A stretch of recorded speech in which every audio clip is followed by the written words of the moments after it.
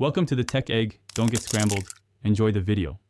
You start by confirming essentials. Make sure the speaker has power and the Skyworth TV is on.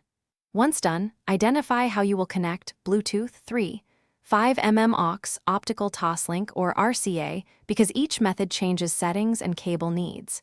Next, inspect the TV ports and the speaker inputs so you know which cable or pairing mode to use. This prevents backtracking and saves time.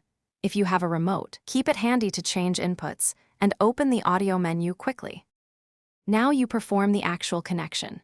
For Bluetooth, put the speaker in pairing mode, go to Skyworth settings, sound Bluetooth, scan, and select the speaker. Accept any prompts. For wired links, insert the proper cable firmly into the TV port and speaker jack, optical clicks in 3, 5mm and RCA should seat fully. Once connected, make sure the Skyworth audio output is set to external speaker or the exact port type. This routes sound off the internal speakers and to your device. Finish by balancing levels. Change both Skyworth and speaker volume so sound is clear without distortion.